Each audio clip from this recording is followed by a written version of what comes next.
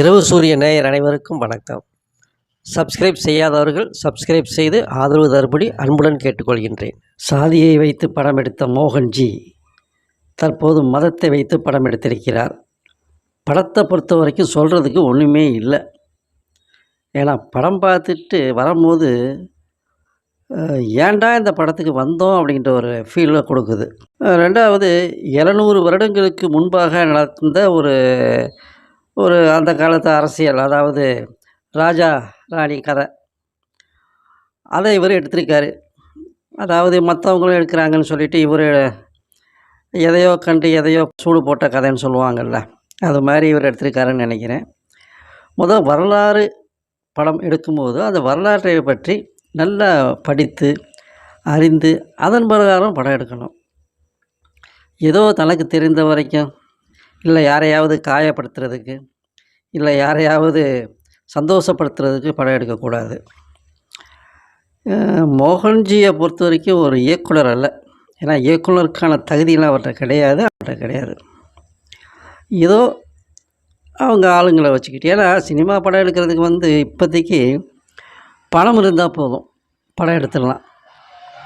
அதுக்கு இயக்குனருங்கிற அந்த ஒரு தகுதியெலாம் தேவை கிடையாது. ஏன்னா ஏற்கனவே இயக்குனர்களாக இருப்பாங்க பார்த்திங்களா, ஒரு திறமையான ஆட்கள். அவங்கள்ட்ட காசு கொடுத்து அவங்க பண்ணி கொடுத்துட்டு போயிடுவாங்க. அதே மாதிரி ஒளிப்பதிவாளர், நல்ல திறமையான ஒளிப்பதிவாளரை வச்சிட்டோம்னா அவங்க நல்லா படம் எடுத்துருவாங்க. அதனால் மோகன்ஜியை பொறுத்த வரைக்கும் ஏதோ அரசியல் ஆளுங்களை வச்சு சந்தோஷப்படுத்தி படம் எடுக்கணும் அப்படின்னு, இவர் மக்களுக்காக படம் எடுத்த மாதிரிலாம் தெரியலை. இந்த படத்தை பொறுத்த வரைக்கும் அவர்களை சார்ந்தவர்கள் படம் பார்க்கலாம். மற்றவர்கள் பொதுமக்கள் ஒரு குடும்பத்தோடு போய் படம் பார்க்குறதுக்கான படமாக இது இல்லை. ஏன்னா இதில் சொல்லக்கூடிய ஒவ்வொரு சீன்களுமே அபத்தமாக இருக்குது. ஆகையால் ஜனங்கள் இதை போய் பார்ப்பாங்களா அப்படிங்கிறது கொஞ்சம் யோசிக்க வேண்டிய விஷயந்தான். இந்த படத்தை எடுத்த தயாரிப்பாளர் இந்த மாதிரி தான் கதை இருக்கும், இந்த மோகன்ஜிங்கிறது இப்படி தான் படம் எடுப்பார்னு தெரிஞ்சு பண்ணாரா இல்லை தெரியாமல் பண்ணாரான்னு தெரியலை. தெரிந்து பண்ணியிருந்தா பரவாயில்ல, ஏன்னா காசு வராது. தெரியாமல் பண்ணியிருந்தா அந்த தயாரிப்பாளருக்கு ஒரு அனுதாபங்கள். காட்சிகளே தப்பாக வந்துக்கிட்டு இருக்கு. அது எப்படி எடுத்தாங்க என்ன பண்ணாங்கன்னு தெரியல. பொதுவாக சொல்லணும்னா இது மக்கள் பார்ப்பதற்காக எடுக்கப்பட்ட படம் அல்ல.